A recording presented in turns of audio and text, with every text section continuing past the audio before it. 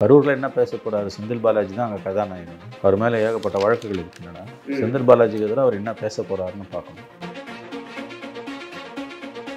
விஜய்க்கு வரக்கூடிய கூட்டம் தானாக வரக்கூடிய கூட்டம், திமுக வரக்கூடிய கூட்டம், காசு கொடுத்து வர கூட்டம். ஆனால் விஜய்க்கு காசு இல்லாமல் தான் வருது. 90% காசு இல்லாமல் தான் வருது. தன்னெழுச்சியாக வர கூட்டம். திருவாரூரில் நேரு கூட்டின கூட்டம், கலைவாணன் கூட்டின கூட்டம், காசு கொடுத்து கூட்டின கூட்டம், பல லட்சம் செலவு பண்ணி தான் அந்த கூட்டம் வந்தது. நீங்கள் ஆரம்பத்தில் சொல்லிங்க கரூர்னு சொன்னோன்னே செந்தில் பாலாஜி டாபிக் நீங்களே எடுக்கிறீங்க. அப்படிங்கிற பட்சத்தில் செந்தில் பாலாஜிக்கு தெரிஞ்சிருக்கணும் நம்மளை பற்றி பேச போறாரு. கண்டிப்பாக எனக்கு தெரியும் போது செந்தில் பாலாஜி தெரியாது, தானே தெரியும். அதுக்கு எதிர்ப்பு யார்ட்ட ஏதோ ஒரு வகையில் முடிவு எடுத்துருப்பாங்க. என்ன பண்ணுவாங்க? பேச விடாமல் தடுத்துருவாங்க, வாயில பிளாஸ்டிக் போட்டு விட்டுருவாங்க. என்ன கலவரங்களோ ஏதோ ஒன்று தூண்டி விடுறது இல்லை, அதெல்லாம் பண்ண மாட்டாங்க. இல்லை, அது பண்ண மாட்டாங்க. ஒரு விஷயம் எனக்கு புரியுது, திமுக கலவரங்களை ஈடுபட ஐடியாவில் இல்லை. நீங்கள் கலவரம்லாம் பண்ணீங்கன்னா இன்னும் பல மடங்கு அதிகமாக அவர் வளருவார். அதை மறந்துடாதீங்க. இந்த கூட்டத்தெல்லாம் நீங்கள் கலவரம் பண்ணீங்கன்னா கூட்டம் உங்களுக்கு எதிராக திரும்பிச்சுன்னா ஒரு சவாலாக அவர் உருவெடுத்துட்டு இருக்காருன்றது உண்மை. அட்லீஸ்ட் ஒரு தலைவலி, ஒரு ஹெட்டேக், நியூசன்ஸ் வேல்யூவை வந்துட்டு இருக்காரு. என்னடா இது பெரிய தொல்லையா. அந்த தலைவலிக்கு எடப்பாடி ரொம்ப கொடுக்கலையோ? கொடுக்கல. அதனாலதான் அவருக்கு எந்த ஒரு நிபந்தனைகள் இல்லை. ஆமா சார், எடப்பாடி எந்த நிபந்தனையும் இல்லைன்னா எடப்பாடியை பார்த்து பயப்படல, விஜயை பார்த்து திமுக பயப்படுது. 100 தடவை சொல்லுவேன், திமுக பயப்படுது. அவர் ஏங்க வேலுநாச்சியாருக்கு எந்த காலத்துல இவங்க செலவு வச்சாங்க, இப்போ எதுக்கு செலவு வைக்கிறாங்க? முதலமைச்சரை போய் திறந்து வைக்கிறார் சிலையை. இந்த கூட்டத்தைங்க இழிவுபடுத்தாதீங்க, மக்களை இழிவுபடுத்தாதீங்க. என்னைக்குமே அவன் விசிலடிச்சான் குஞ்சுன்றது, அவனுக்கு ஒண்ணுமே தெரியாதுன்றது, இது அரசியல் மயப்படுத்தாத கூட்டம்ன்றது. 200 ரூபாய் வாங்கினது கூட்டத்தை கூட்டுற நீ சொல்றிய, இது அரசியல் மயப்படுத்தப்படாத கூட்டம்னு வெக்கமா இல்லை? 200 ரூபாய் குவார்டர் பாட்டில் பிரியாணி கொடுத்தா தான் வரான் 2 பேருக்கும். வந்தவன்ல 3ல் 1 பங்கு ஓட்டு போட்டவங்க கதை என்ன? அந்த கூட்டத்தை வச்சு நீ பார்க்கும்போது அது 10,000 15,000 ஒரு அமௌண்ட்டு சொல்கிறேன். தொலைக்காட்சிகளில், யூடியூப் சேனல்ஸில் அந்த ஒவ்வொரு நிகழ்ச்சியும் அன்னைக்கு 24 மணி நேரத்தில், அடுத்த 24 மணி நேரத்தில் வரும். வியூவர்ஷிப் எவ்வளோ தெரியும்ல, சில கோடிகளை தாண்டுது. அதில் 3ல் 1 பங்கு, நான் சரி பாதி கூட சொல்கிறேன், 3ல் 1 பங்கு ஓட்டு வந்தால் கூட உங்கள் கதை நாரிடும். அது தலைவர்களுக்கு தெரியும், அதனால தான் இவ்வளோ பயப்படுறாங்க.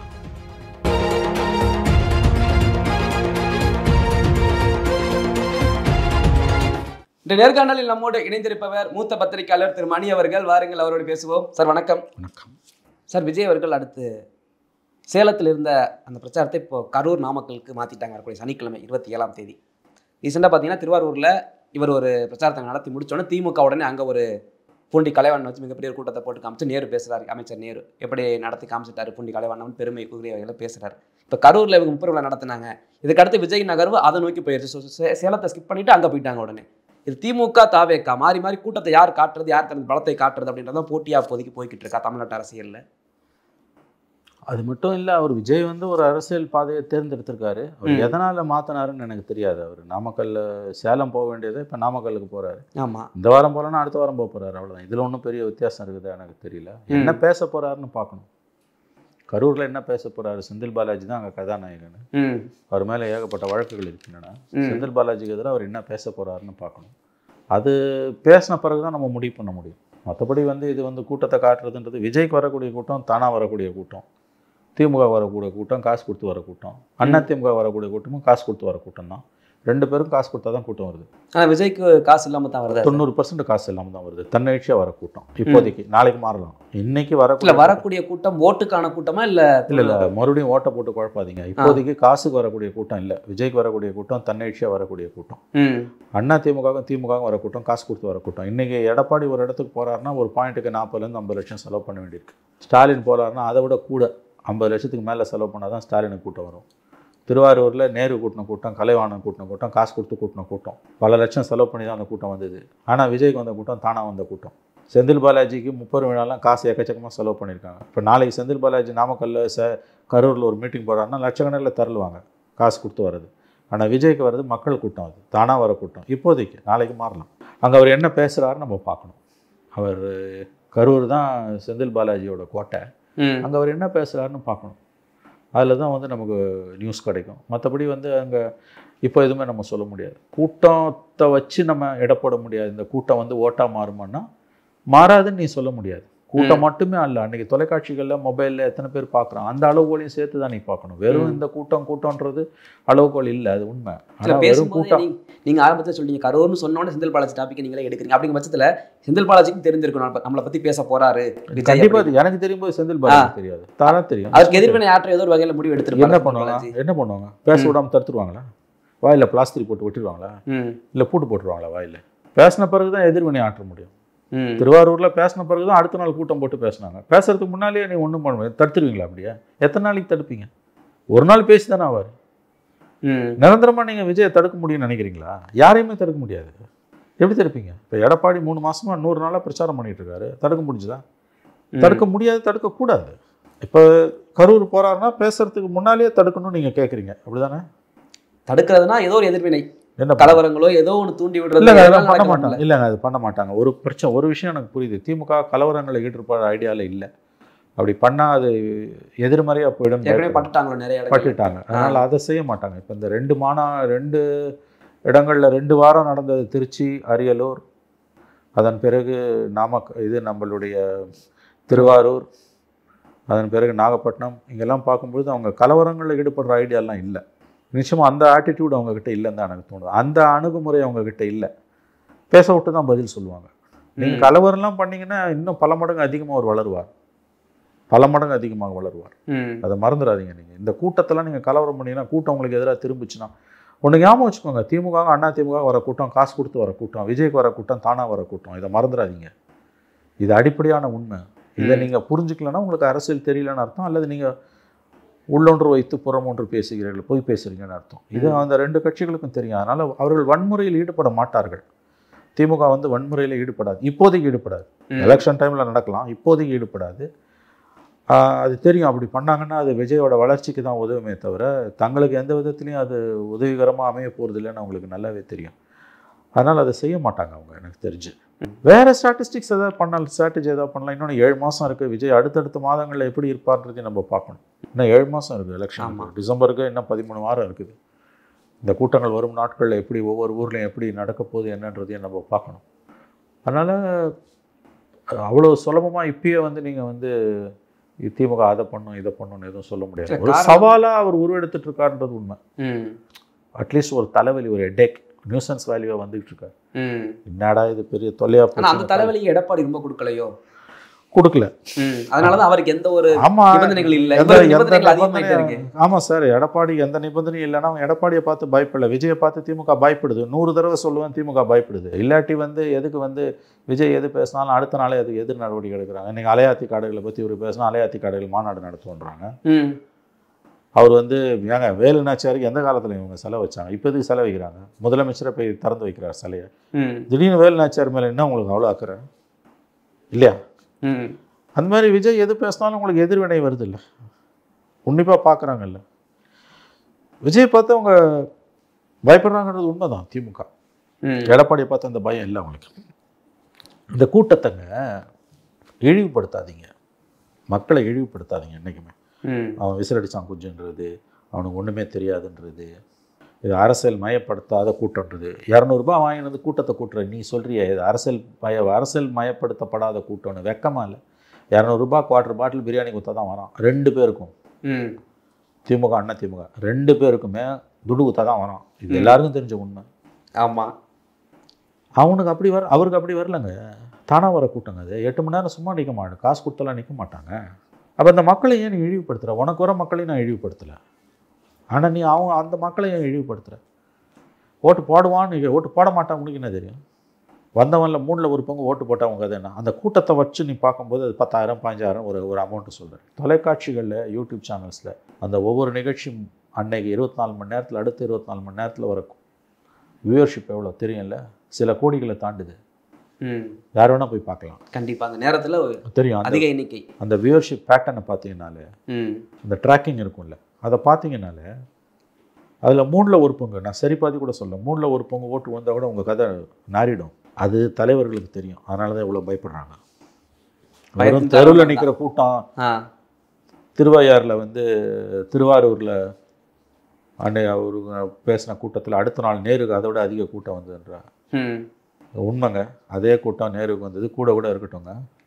ஆனால் இந்த நிகழ்ச்சியை தொலைக்காட்சியில் விஜய் நிகழ்ச்சியை திருவாரூர் கூட்டத்தை பார்த்தவங்க அதிகமாக, நேரு கூட்டத்தை பார்த்தவங்க அதிகமாக? கேட்டால் பதில் உங்களுக்கே இருக்கும். விஜய் இதை எப்படியும் சில கோடி பேர் பார்த்துருப்பான், நேரு தான் நான் எதுவும் சொல்லலை, அதோட நிறுத்திக்கிறேன். அப்போ யாருக்கு செல்வாக்கு அதிகம்? நீ இது ஓட்டா மாறுமான்னு ஒரு வாதத்தை முன்வைக்கும்போது களத்தில் கூடின கூட்டத்தை மட்டுமே அளவுகோலாக வச்சுன்னா நீ முட்டாள். கடந்த காலங்களில் அதை செஞ்சுருக்கலாம். இன்னைக்கு வந்து அளவுகோல் அது இல்லை. சமூக வலைதளங்கள்லையும் தொலைக்காட்சியிலையும் அதை எத்தனை பேர் ஃபாலோ பண்ணும்? இல்லை கூட்டத்துலேயும் முரண்பாடு இருக்குல்ல. இப்போ திமுக கூட்டத்தில் சேர் போட்டிருக்கேன், அந்த சேர் போடுற இடத்துல நம்ம 3 பேர் நிற்கலாம். அங்கே எந்த ஒரு சேர் எதுவுமே இல்லை. விஜய் பார்க்கும்போது கூட்டம் அதிகம், அதை கணக்கு காட்டுறாங்களே ஈக்குவல். இல்லைங்க, நான் என்ன சொல்லுங்க, விஜய்க்கு வந்த கூட்டம் அதிகம், நேருக்கு வந்த கூட்டம் அதோட கம்மின்னு ஒரு வாதத்தை வைங்க. இல்லை நேருக்கு வந்த கூட்டம் விஜயை விட அதிகம்னே ஒரு வாதத்தை வச்சுக்கோங்க. நான் அந்த 2வது வாதத்தையும் எடுத்துக்கிறேன். விஜய்க்கு வந்த கூட்டத்தோட நேருக்கு வந்த கூட்டமே அதிகன்றதையும் நான் எடுத்துக்கிறேன். தொலைக்காட்சிகளில், சமூக வலைதளங்களில், யூடியூப்பில் விஜய் நிகழ்ச்சியை எத்தனை பேர் பார்த்தா, நேரு நிகழ்ச்சி எத்தனை பேர் பார்த்தா? எத்தனை தொலைக்காட்சிகள் ஒளிபரப்பு பண்ணின முதல்ல? யூடியூபுக்கு வாங்க. எவன் பண்ணான் பண்ணல, பண்ணுறவனுக்கு 1000 ஜாதகத்தை நோண்டி அந்த வேலையெல்லாம் ஒரு பக்கம் விடுங்க. வியூவர்ஷிப்பை பற்றி மட்டும் பேசுங்க. சில கோடி பேர் பார்த்துருப்பான் கண்டிப்பாக விஜயோட நிகழ்ச்சியை. அது பேசுனதுலேருந்து அடுத்த 24 மணி நேரத்துக்குள்ளே சில கோடி பேர் பார்த்துருக்கான். நேரு நிகழ்ச்சி எத்தனை பேர் பார்த்தான்? சில ஆயிரம். அப்போ யாருக்கு செல்வாக்கு? குறைஞ்சபட்ச அறிவு இருந்தால் இந்த கூட்டத்தால் விஜய்க்கு ஓட்டு விழாதுன்னு பேச மாட்டானுங்க.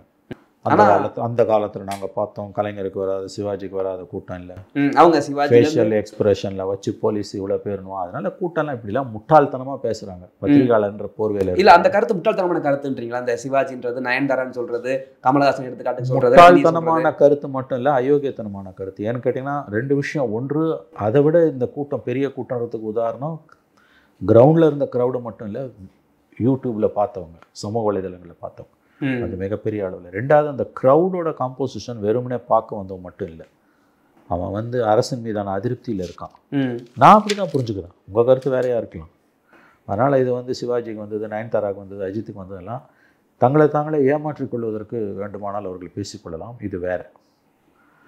இன்றைக்கு அவருக்கு கூடக்கூடிய கூட்டம், அவருக்கு சமூக வலைதளங்களில் இருக்கக்கூடிய ஆதரவில், மறுபடியும் சொல்லுகிறேன், 3இல் 1 பங்கு ஓட்டாக மாறினா கூட அது திமுகவுக்கு பெருத்த பின்னடைவை ஏற்படுத்தும். சார், விஜய் கூறிய ஒரு கருத்து, வெளிநாடுகளுக்கு முதலீடை ஈர்க்க போனீங்களா இல்லை முதலீடு பண்ண போனீங்களா அப்படின்ற கருத்து அண்ணாமலை அவர்களே வரவேற்றிருந்தார். சரியான கேள்விதான் அப்படின்னு சொல்லிட்டு. இது அவருடைய கருத்துங்க. இது பொலிட்டிக்கல் சார்ஜ். இதுல எந்த தப்புமே கிடையாது. ஒரு அரசியல் கட்சி தலைவர் இன்னொரு அரசியல் கட்சி தலைவரை பார்த்து நீ திருடுகிறாய், கொள்ளையடிக்கிறாய், வெளிநாட்டில் முதலீடு செய்கிறாய் என்பது பொலிட்டிக்கல் சார்ஜ். இதெல்லாம் ஒரு ஜனநாயகத்தில் அனுமதிக்கப்பட்ட குற்றச்சாட்டுகள். இதில் எந்த அவதூறும் கிடையாது. இது நான் சொல்லலை, சுப்ரீம் கோர்ட் பல ஜட்ஜ்மெண்ட்ஸில் சொல்லியிருக்கு. ஜெயலலிதாவுடைய அரசை பார்த்து ஊழல் மிகுந்த ஆட்சி என்று திரும்ப திரும்ப கருணாநிதி சொல்லும் பொழுது, அவதூறு வழக்குகளை போட்டு ஜெயலலிதா அவர்களை முடக்க பார்த்த பொழுது, ஊடகங்களை முடக்க பார்த்த பொழுது உச்சநீதிமன்றம் சொன்ன தீர்ப்பு இதெல்லாமே. ஒரு அரசியல் கட்சி தலைவரை பார்த்து ஊடகங்களோ எதிர்கட்சி தலைவரோ நீங்கள் ஊழலில் மூழ்கி முத்தடிக்கிறீர்கள், நீங்கள் ஊழல்வாதி, யூ ஆர் கரப்ட் அப்படின்னு சொல்றது அவதூறு கிடையாது. இது பொலிட்டிக்கல் சார்ஜ். இதுதான் பாலிடிக்ஸ்.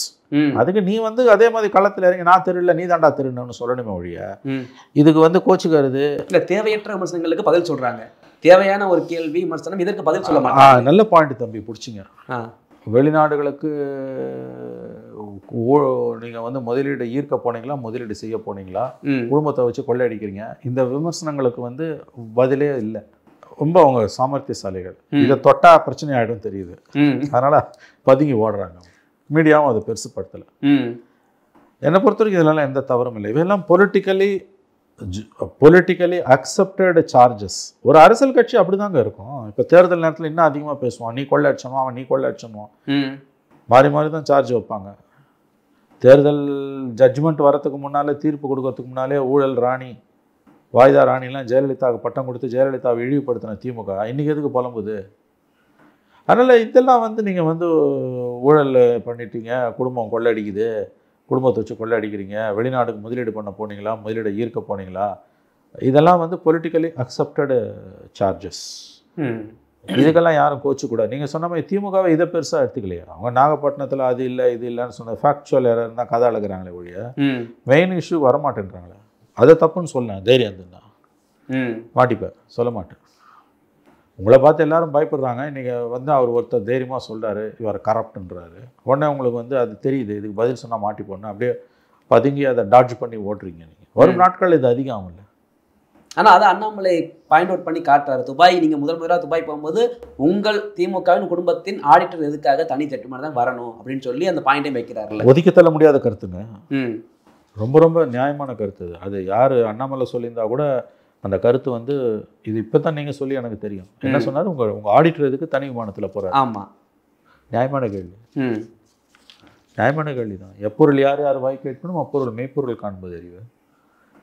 அதனால் இது வந்து பொலிட்டிக்கலி அக்செப்டடு, சர்வதேச அளவிலையும் தேசிய அளவிலையும் இந்தியா பூராவே வந்து இது வந்து ஏற்றுக்கொள்ளப்பட்ட ஒரு அரசியல் நாகரிகம். இது எதிர்கட்சி தலைவரை பார்த்து ஊழல்வாதி என்று சொல்வது, குடும்பம் கொள்ளையடிக்குதுன்னு சொல்கிறது, வெளிநாட்டில் முதலீடு பண்ணுன்னு சொல்கிறது.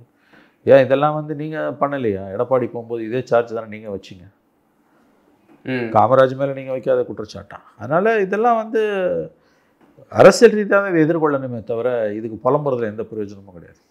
பதில் சொல்லாமல் போகிறது காரணம் அதுதான். அதில் போய் மற்றதுக்கெல்லாம் பதில் சொல்கிறவங்க ஏன் இதுக்கு பதில் சொல்ல மாட்டேங்கிறாங்க? இதை தொட்டால் மாட்டிப்போன்னு தெரியும் அவங்களுக்கு. இதை பதில் சொல்கிறது மூலமாக மீண்டும் அந்த குற்றச்சாட்டை மக்கள் ஞாபகத்துக்கு கொண்டு வரும். அது அவங்களுக்கு பிடிக்கல. உண்மை சுடும் இல்லை, அது ஆற போடுறது நல்லதுன்னு நினைக்கிறாங்க. ஆற போகிறது இல்லை, ஒதுக்கி தள்ளிட்டு போகிறது மூலமாக தானாக ஆறிடுன்றாங்க. அதில் தெளிவாக தான் இருக்காங்க அவங்க. இல்லை, ஆனால் அந்த வெள்ளை அறிக்கைன்ற பேர் எனக்கு தெரிஞ்ச வரைக்கும் ஸ்டாலின் அவர்கள் அதிகமாக சொல்லியிருக்காரு. முன்னாடி 10 வருட காலமாக வெள்ளை அறிக்கை விடுங்க, இப்போ அண்ணாமலை எதுக்கு வெள்ளை அறிக்கை கொடுங்களேன்? நியாயமான கேளுங்க. நீங்கள் இருக்கும்போது ஒரு நியாயம், இப்போ ஒரு நியாயமா? அப்போ வெள்ளை அறிக்கை கேட்டுட்டு இப்போ என்ன சொல்கிறீங்க? வெள்ளை அறிக்கை கொடுத்தா அது மற்ற முதலீட்டாளர்களுக்கு பாதிப்பாக இருக்கும், அதனால் கொடுக்க புது தத்துவத்தை பேசுகிறீங்க. அப்போ எதிர்கட்சி யாருமே ஏன் கேட்டீங்க? இதில் என்ன சார் பாதிப்பு வந்துட போகுது அவங்களுக்கு? அப்படிதான் லாஜிக் வைக்கிறாங்க அவங்க. கடந்த ஆண்டு அன்புமணி ராமதாஸ் கேட்கும்பொழுது டிஆர்பி ராஜா கொடுத்த பதில தான், வெள்ளை அறிக்கைலாம் கொடுக்க முடியாது, ஏன்னா இது வந்து மற்ற முதலீட்டாளர்களுக்கு வந்து நெருக்கடி உண்டாகும், புது கதை அழகுறாங்க, மாட்டிப்பாங்க. அப்போ நீங்கள் எதிர்கட்சியாக இருக்கும்போது எதிர்க்கு கேட்டீங்க? எல்லா அட்டூழியத்தையும் எதிர்கட்சியாக இருக்கும்போது பண்ணிவிட்டு இன்றைக்கி ஆளுங்கட்சியாக இருக்கும்போது உங்களுக்கு நீங்கள் சொன்னதெல்லாம் உங்களை திரும்ப கேட்டால் அதுக்கு விதவிதமான பதில் சொல்கிறது. இந்த கவுண்டமணி செந்தில் பார்த்து சொல்லுவார், தினசாக முடிய மாத்திரம் பாருவாங்களே, அதான் தினசாக பதில் சொல்கிறது.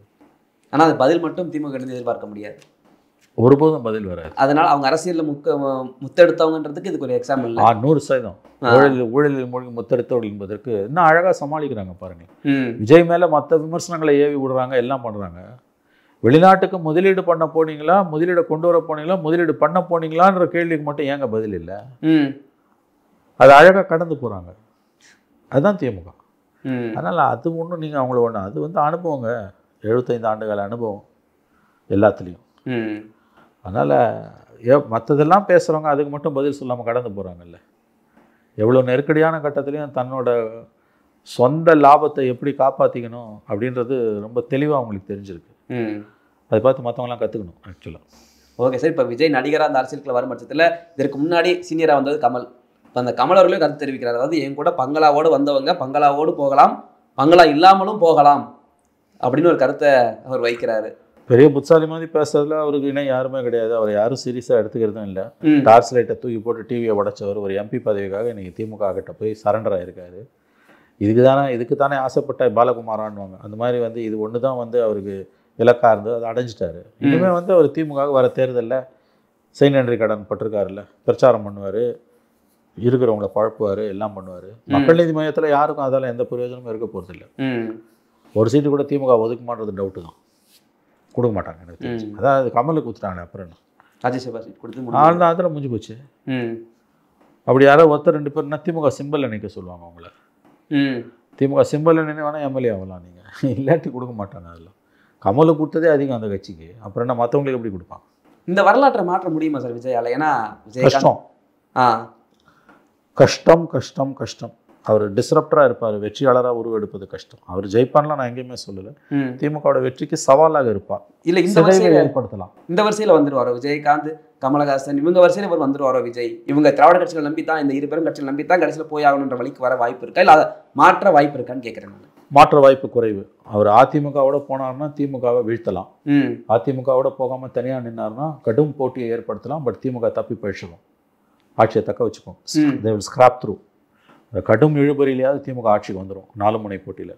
விஜய் ஏடிஎம்கே கூட்டணிக்கு போனால் கண்டிப்பாக ஆட்சி மாற்றம் உறுதி. ஆனால் அப்படி போனால் விஜயோட சுயத்தன்மை மொத்தமாக போயிடும். அவர் இன்னொரு திராவிட கட்சியை நம்பின ஒரு கட்சியாக மாறிடுவார், ஒரு விஜயகாந்தாக மாறிடுவார். அவ்வளோ இதுதான் இதோட catch-22 சிச்சுவேஷன் வாங்க. வேறு ஆப்ஷனே கிடையாது அவருக்கு. தனியாக நின்று அவங்களால திமுகவை வீழ்த்த முடியாது, அதில் எந்த சந்தேகம் வேணாம். தனியாக நின்று அவரால் திமுகவை ஒரே நேரத்தில் திமுக அதிமுக 2 பேரும் எதிரியாக பாவித்து அவர் நிற்கிறதுன்றது 4 முனை போட்டி சீமானோட சேர்த்து. 4 முனை போட்டியில் திமுக ஜெயிச்சிட்டோம். ஓட்டு எதிர்க்க செதற செதற செதற திமுக தான் லாபம். இல்லை, அழித்து வளரும் முறை அப்படின்றத பயன்படுத்தி விஜயகாந்த் எப்படி 2006 தனியாக நின்று 2011 அதிமுக கூட்டணி வச்சு வெற்றி பெற்றார், அதே போல் விஜய் அவர்கள் முதல் ஸ்டெப்பே அதிமுக கூட்டணி வச்சு வெற்றி பெற்று அதுக்கப்புறம் தனக்கான ஒரு தனி அடையாளத்தோட வரலாம்ல. இல்லைங்க, அது நடந்ததுன்னா திமுக தோற்கடிக்கப்படுவது உறுதி. அதிமுக பாஜக கூட்டணிக்கு பிஜேபி இருந்தாலும் பரவாயில்லைன்னு விஜய் போய் சேர்வாரையானால் மிகப்பெரிய மாற்றம் தமிழகத்தில் ஸ்வீப் பண்ணுவாங்க. மிகப்பெரிய வெற்றி அந்த கூட்டணி அடையும், அதில் எந்த சந்தேகம் வேணும். அதுக்கு பிறகு என்ன, அதுக்கு பிறகு அவரோட அரசியல் என்பது வந்து கையில் ஒரு 10 எம்எல்ஏ இருந்தாலும் அந்த அரசியல் தைரியமாக இருக்கும். 10 எம்எல்ஏவோ 20 எம்எல்ஏ 30 எம்எல்ஏ 10 எம்எல்ஏ இருந்தால் கூட அது அந்த வளர்ச்சி வேறு. அதுக்கு பிறகு 2 பேரும் பயப்படுவாங்க. இதே திமுக கூட்டணிக்கு போய் நிற்கும் விஜயகாந்த் கிட்ட நின்னாங்கல்ல, அதே மாதிரி. ஆமாம். பட் அவர் தனியாக நின்று தோத்துட்டாருன்னா அதுக்கு பிறகு ஒருவேளை திமுக வந்துடுச்சுன்னா அடுத்த எலெக்ஷன் 31 வரைக்கும் 5 வருஷம் ஒரு திமுகவை ஃபேஸ் பண்ணணும். அது அவருடைய இயல்புக்கு பொருத்தமானதே எனக்கு தெரியல. அவருடைய நோக்கம் என்ன என்பதை பொறுத்தது இது. அவருடைய நோக்கம் தான் முதலமைச்சர் ஆவதா அல்லது திமுக ஆட்சிக்கு வராமல் தடுப்பதா? திமுக ஆட்சிக்கு வராமல் தடுப்பது தான் என்னுடைய நோக்கம். நான் முதலமைச்சர் ஆவது 2ஆம் பட்சம் முடிவு பண்ணார்னா அவருக்கு இருக்க ஒரே ஆப்ஷன் ஏடிஎம் கூட போய் சேர்றது. அப்படி சேர்ந்த ஆட்சி மாற்றம் உறுதி. ஆனால் அது நடக்காமல் எனக்கு திமுக அண்ணா திமுக 2 பேருமே ஈக்குவல் எனிமி அப்படின்ற முடிவில் இருந்தாருன்னா 4 முனை போட்டியை அவர் உறுதிப்படுத்தினால் திமுக வெற்றி உறுதி. வேணும்னா அண்ணா திமுக ஒன்றா சேர்ந்து பாஜக அண்ணா திமுக பாமகவுலேயும் சிக்கல் இருக்குது. அன்புமணியை அதிமுக கூட்டணிக்கு என்டிஏக்கு இழுத்து குட்டி கட்சியெல்லாம் ஒன்று சேர்த்தாங்கன்னா டஃப் ஃபைட் கொடுக்கலாம். பட் அப்போ கூட திமுக வந்துடும். விஜய் போய் ஏடிஎம்கேவோட சேரலைன்னா திமுக வெற்றியை யாராலையும் தடுக்க முடியாது. திமுக வெற்றியை தடுக்க ஒரே வழி இந்த 2 கட்சிகள் சேரணும். எஸ், திமுகவோட வெற்றியை தடுக்கணும்னா அதிமுக விஜய் கூட்டணி வரணும். அப்படி இல்லைன்னா திமுக வெற்றியை தடுக்க முடியாது. இல்லை, அதற்கான பாசிபிலிட்டிஸ் இருக்குன்னு தான் சார் நான் நம்புற மாதிரி இருக்கு. ஏன்னா இப்போ வரைக்கும் ஏடிஎம்கே பெருசாக அட்டாக் பண்ண மாட்டாரு விஜய். 10% அதுக்கு வாய்ப்பு இருக்குது, 90% இல்லை. 10% ஒரு சின்ன விண்டோ ஓப்பனாக இருக்குது. அது கடைசி நேரத்தில் அவர் எடுக்கக்கூடிய முடிவை பொறுத்து. சரி, பிஜேபி ஏடிஎம்கே அலையன்ஸ் வராமல் இருந்தால் ஏடிஎம்கே விஜய் அலையன்ஸ் இப்பயே வந்திருக்கும். அது வந்திருந்தனா முடிஞ்சது கதை தமிழ்நாடு. அதனால தான் பிஜேபி கதை அப்போ முடிஞ்சுட்டு தான் அவன் போய் ஏடிஎம்கே வீழ்ச்சிட்டான். அவங்க என்ன பண்ணுறாங்க, ஒன்றுபட்ட அண்ணா திமுக உருவாக்கி பிஜேபி குட்டி கட்சியெல்லாம் சேர்ந்தால் ஒரு டஃப் ஃபைட் கொடுக்கலான்றாங்க. டஃப் ஃபைட் வரும், பட் திமுக வீழ்த்த முடியுமான்றது டவுட், ரொம்ப பெரிய டவுட். வேற விஜய் இந்த அலையன்ஸுக்கு போனாலும் அல்லது பாஜக அல்லாத அதிமுக விஜய் கூட்டணி வந்தாலும் ஆட்சி மாற்றம் உறுதி. திமுக ரொம்ப நல்லா தெரியும். ஆனால் ஒன்றுபட்ட அண்ணா திமுக பாஜக குட்டி கட்சிங்க சேர்ந்தாலே திமுக சவால் தான். ஜெயிச்சா பத்தாது தம்பி, 118 வாங்கி ஜெயிக்கணும். தனி மெஜாரிட்டி 118, திமுக 118 இல்லாமல் கூட்டணி எல்லாம் சேர்ந்து தான் 120 130 வருதுனாலே எழுபறி. தனியாக 118 திமுக ஜெயிக்கணும். இல்லை, அந்த வருஷம் தான் சார் நான் கேட்குறேன். 118 நம்பருக்காக தான் கேட்குறேன். அந்த நம்பர் தாவேக்காவில் என்ன முடியுமா? விஜய் புஷி ஆனந்தை தவிர பாக்கி நம்ம யாரையும் பார்க்க முடியுது இல்லை. தனியாக நின்று தாவேக்கா வந்து எவ்வளோ சீட்டு ஜெயிக்கும், ஒற்றை இலக்கத்தில் கூட ஜெயிக்குமான்னு டவுட்டுங்க. அதான் தெளிவாக சொல்கிறேன். விஜய் ஜெயிப்பதே கஷ்டம் தனியாக நின்னா. அதெல்லாம் ஞாபகம் வச்சுக்கோங்க. எலக்ட்ரல் பாலிடிக்ஸ் டிஃப்ரெண்ட் கேம் அது. இந்த கூட்டெல்லாம் வச்சுலாம் நீங்கள் வந்து தீர்மானிக்க முடியாது. 10 சீட்டு 5 சீட்டு வருமானே டவுட்டு. விஜய் ஜெயிப்பாரு டவுட்டுன்னு அப்புறம் என்ன உங்களுக்கு? வேணா விஜய் ஜெயிக்கலாம், அவ்வளோதான். விஜயகாந்த் ஜெயிச்ச மாதிரி ஒரு ஆள் ஜெயிச்சுன்னா பிரயோஜனம், ஒரு ஆள் ஜெயிச்சுன்னா பிரயோஜனம். கூட்டணி இல்லைன்னா காலிங்க. ஒரு ஞாபகம் வச்சுக்கோங்க, மோடியிலேருந்து காஷ்மீர்லேருந்து கன்னியாகுமரி வரைக்கும், மோடியிலேருந்து ராகுல் காந்திலேருந்து ஸ்டாலின் வரைக்கும் எல்லாம் கூட்டணி வச்சு தான் ஜெயிச்சிருக்காங்க. கூட்டணி இல்லைன்னா யாருமே ஜெயிக்க முடியாது. தயவு செஞ்சு புரிஞ்சுக்கோங்க. ஒரே நேரத்தில் ஒரு நேரத்தில் 2 எதிரியை சமாளிக்க முடியாது. ஒரே நேரத்தில் எனக்கு திமுகவும் எதிரி அண்ணா திமுக முட்டாள்தனமானது. ஒரு நேரத்தில் ஒரு எதிரி தான். இன்னொன்று வாக்கு வங்கி அரசியலுக்கு வந்தால் கூட்டணி தான். இது ரெண்டுமே அவருக்கு புரியலன்னா அவரை யாரும் காப்பாற்ற முடியாது. ஒன்று ஞாபகம் வச்சுக்கோங்க, 26 மறுபடியும் திமுக ஆட்சியை தக்க வைத்து கொண்டால் அதுக்கு அடுத்த 5 ஆண்டுகளுக்கு விஜய் அரசியலில் இருக்கணும்னா திமுகவை எதிர்த்தாகணும். இப்போ இருக்க மாதிரி அப்போ திமுக இருக்காது. 70களில் எம்ஜிஆருக்கு எதிராக அந்த திமுக மாதிரி இருக்கும். அது வன்முறை தலைவிரிச்சு ஆடும். அதெல்லாம் தாக்கு பிடிக்கிற அளவுக்கு விஜய்க்கு செல்வாக்கு இருக்கா? ஒரு வாரத்துக்கு ஒரு நாள் தான் வெளில வர்றாரு. அதே விமர்சனம் வைக்கப்படுது. இல்லை, நான் சொல்கிறேன், அது 26க்கு பிறகு இந்த இயல்பில் இருந்தீங்கன்னா ஒருவேளை திமுக ஆட்சியை தக்க வைத்து கொண்டால் அப்போ உங்கள் கதை என்ன? ஆனால் கண்டிப்பாக தனியாக நிற்க போகிறது இல்லை, அது விஜய்க்கும் தெரியும். அப்படி பட்சத்தில் தான் இப்போ ஓபிஎஸ் வெளியே வந்தாலோ, இப்போ டிடிவி வெளில வந்தாலோ இவங்களெல்லாம் சேர்த்துக்கிட்டு போனால் அது மக்கள் நல கூட்டணிங்க. அது ஒரு பிரயோஜனமும் கிடையாது. கூட்டணினா அது அண்ணா திமுக போனால் மட்டும்தான் கூட்டணி. மற்றதோடலாம் சேர்ந்து அது மக்கள் நல கூட்டணி சைபர். அதிமுக தான் இங்கே பிரதானமாக இருக்குல்ல சார். ஏடிஎம்கேன்றது எடப்பாடி கிட்ட இருக்கு. ஏடிஎம்கே ஓபிஎஸ் எடப்பாடி ஐபிஎஸ்லாங்க இவரில் யாரிடம் இருக்கோ அவங்க தான். எஸ், கூட்டணின்னா நம்ம மீன் பண்ணுறது எடப்பாடி கிட்ட இருக்க கூட்டணி, மற்ற கூட்டணிலாம் கிடையாது. புரியுதா? இதான் யதார்த்தம். ஓகே சார், உங்களுடைய பல்வேறு கேள்விகளுக்கும் நேரத்தை ஒதுக்கி பயிர்ந்து மிகவும் நன்றி சார். தொடர்ந்து பேசுவோம். நன்றி சார்.